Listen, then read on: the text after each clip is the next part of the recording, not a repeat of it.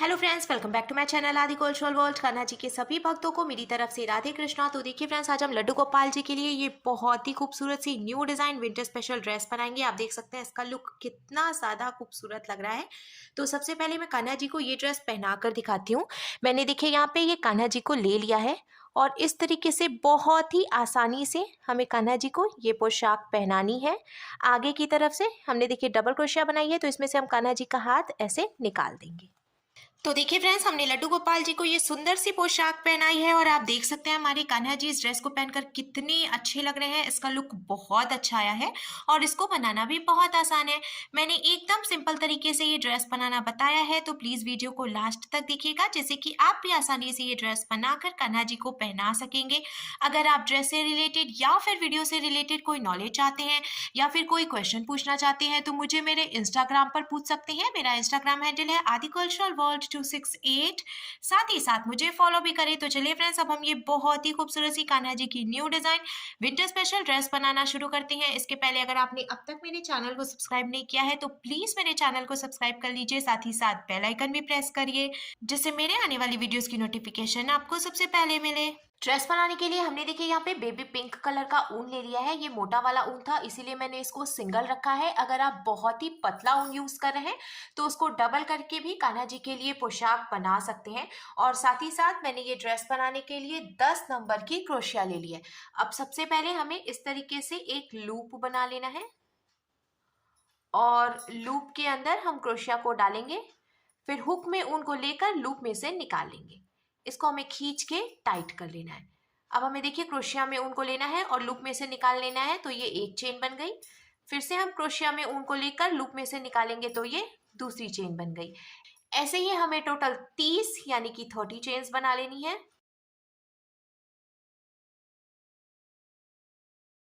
तो देखिए फ्रेंड्स, हमने टोटल 30 यानी कि 30 चेन्स बना के कंप्लीट कर लिया है। अब शुरू में हमें 2 चेन छोड़ देनी है, तो एक चेन हमने देखिए यहाँ क्रोशिया में लिया है, इसके बाद एक चेन और हम छोड़ेंगे तो 2 चेन हो गई हैं।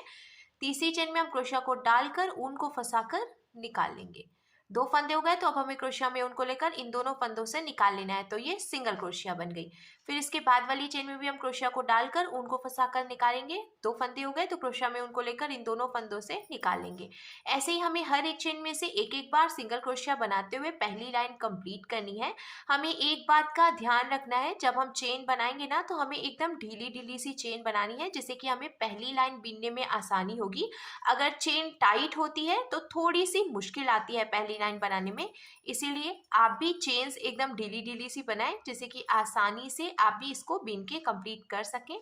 मैं देखिए इसको बहुत ही इजीली इस तरीके से बना ले रही हूँ। तो ऐसे ही सिंगल क्रोशिया बनाते हुए हम पूरी लाइन पहले कंप्लीट कर लेते हैं, फिर आपको आगे बताते हैं। सिंगल क्रोशिया बनाते हुए हमने देखिए पूरी लाइन बीन के कंप्लीट कर ली है। अब हमें इसको यहाँ से पलट लेना है। तो अब देखिए क्रोशिया में ये जो लास्ट फंदा बचा है, यहाँ पे हमें 2 चेन बनानी है, एक और ये 2। अब हमें क्रोशिया में एक बारी ऊन को लपेटना है और इसके बाद वाली चेन में हम क्रोशिया को डालकर ऊन को फंसाकर निकाल लेंगे। 3 फंदे हो गए क्रोशिया में, तो अब हमें क्रोशिया में ऊन को लेकर 2 फंदों से निकालना है। 2 फंदे बचे, तो अब हमें क्रोशिया में ऊन को लेकर बचे हुए 2 फंदों से निकालना है। तो इस तरीके से हमने ये डबल क्रोशिया बनाई है। फिर से देखिए हम क्रोशिया में ऊन को एक बार लपेटेंगे, इसके बाद वाली चेन में हमें क्रोशिया को डालना है, ऊन को फंसाकर निकाल लेना है। 3 फंदे हो गए, तो हमें क्रोशिया में ऊन को लेकर 2 फंदों से निकालना है। 2 फंदे बचे, तो हमें क्रोशिया में ऊन को लेकर बचे हुए 2 फंदों से निकालना है। अब इसी तरीके से हर एक चेन में से एक एक बार डबल क्रोशिया बनाते हुए हमें टोटल 5 लाइन बीन के कंप्लीट करनी है। तो पहले देखिए हम ये लाइन बीन के कंप्लीट करेंगे, इसके बाद 4 लाइन और ऐसे ही बना लेंगे, तो टोटल 5 लाइन कंप्लीट हो जाएगी। हमें कुछ भी घटाना या बढ़ाना नहीं है, सिंपल ऐसे ही हर एक चेन में से एक एक बार डबल क्रोशिया बनाते हुए बीन के कंप्लीट कर लेना है। एक बात का ध्यान रखेंगे, हम सभी लाइंस की शुरुआत में पहले हमें 2 चेन बनानी है। जैसा कि हमने इस लाइन में भी शुरू में 2 चेन बनाई थी, ऐसे ही हमें सभी लाइंस की शुरुआत में 2 चेन बनानी है। उसके बाद हर एक चेन में से एक एक बार डबल क्रोशिया बनानी है। एक एक बार डबल क्रोशिया बनाते हुए हमने देखिए यहाँ पे टोटल 5 लाइन बीन के कंप्लीट कर ली है। ये जो पोशाक हम बना रहे हैं वो 5 नंबर के कान्हा जी के लिए बना रहे हैं। अगर आप ये पोशाक 4 नंबर के कान्हा जी के लिए बना रहे हैं तो आपको सिर्फ 4 लाइन बीन के कंप्लीट करनी है। 5 नंबर के कान्हा जी के लिए हमने 5 लाइन बीनी है। 6 नंबर के कान्हा जी के लिए आपको 6 लाइन बीनी है। एक बात का हम ध्यान रखेंगे, हमने जो शुरू में चेन बनाई थी 30, तो हमें चेन 30 ही रखनी है। सिर्फ ये जो हमने लाइंस बीन के कंप्लीट की हैं, तो 4 नंबर के लिए 4 लाइन, 5 नंबर के लिए 5 लाइन और 6 नंबर के कान्हा जी के लिए हमें टोटल 6 लाइन बीन के कंप्लीट करनी है। अब हम इसमें फंदा बढ़ाएंगे और साथ ही साथ इसमें मैं व्हाइट कलर का ऊन भी ज्वाइंट करूंगी। तो यहाँ पे देखिए मैंने ये व्हाइट कलर का ऊन ले लिया है। सबसे पहले हम ये पिंक वाला ऊन लॉक कर लेते हैं।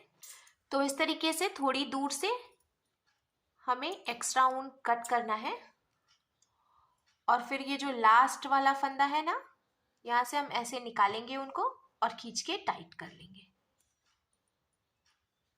अच्छे से हम इसको टाइट रखना है। आप चाहे तो एक बार और ऐसे लॉक कर सकते हैं। देखिए ऐसे लास्ट वाली चेन में हमें क्रोशिया को डालना है, ऊन को फंसा के निकालना है, फिर हम ऐसे ऊन को निकाल के खींच देंगे।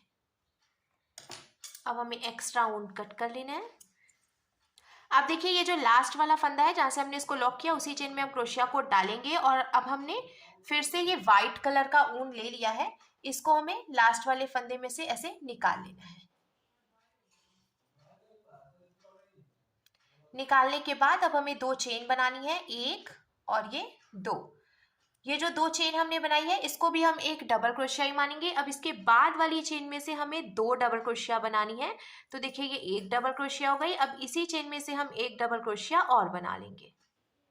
तो इस तरीके से हमने एक ही चेन में से 2 डबल क्रोशिया बनाई। अब इसके बाद वाली चेन में से भी हम 2 डबल क्रोशिया बनाएंगे, ये 1 और ये 2। फिर इसके बाद वाली चेन से भी हम 2 डबल क्रोशिया बनाएंगे। इस तरीके से 2-2 डबल क्रोशिया बनाने की वजह से यहाँ पे फंदा बढ़ेगा और घेर आएगी। तो ऐसे ही हर एक चेन में से 2-2 डबल क्रोशिया बनाते हुए पहले हमें ये पूरी लाइन कंप्लीट कर लेनी है।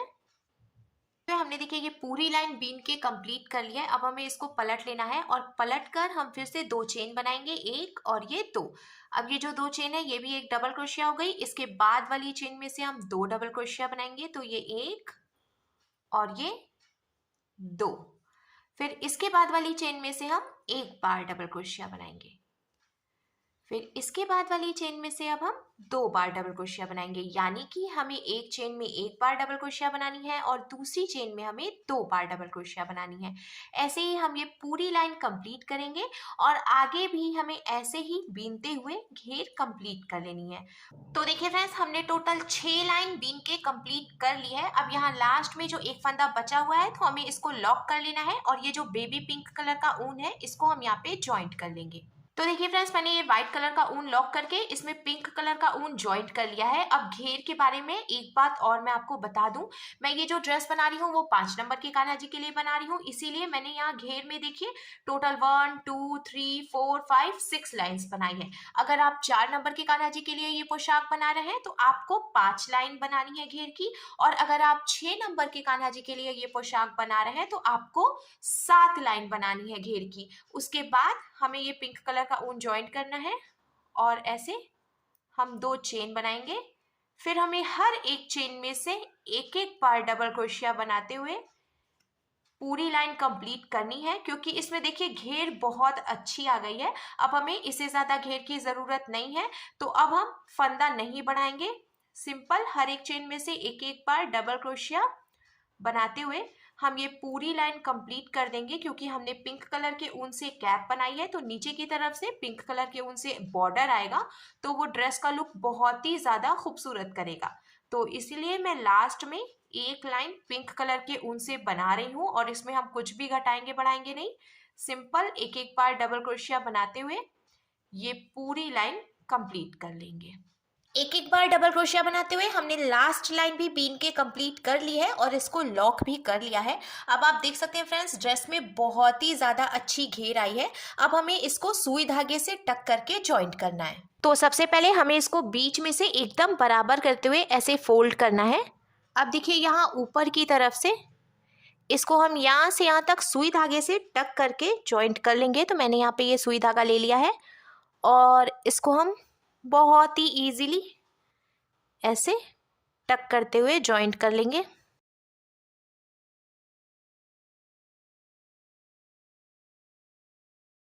तो देखिए फ्रेंड्स, हमने यहाँ ऊपर की तरफ से इसको यहाँ से यहाँ तक सुई धागे से टक करके जॉइंट कर लिया है। अब जब हम सीधा करेंगे तो आप देख सकते हैं कान्हा जी के लिए कैप बनकर बिल्कुल तैयार है।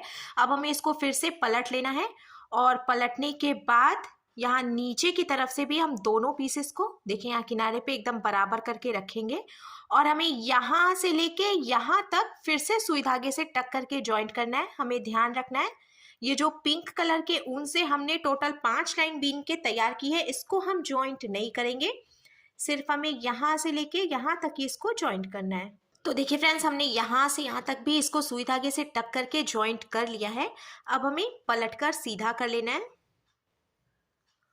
तो सीधा करने के बाद अब आप देख सकते हैं हमारे लड्डू गोपाल जी के लिए बहुत ही खूबसूरत सी new design winter special dress बनकर बिल्कुल तैयार है और इसका लुक बहुत ही ज़्यादा खूबसूरत लग रहा है।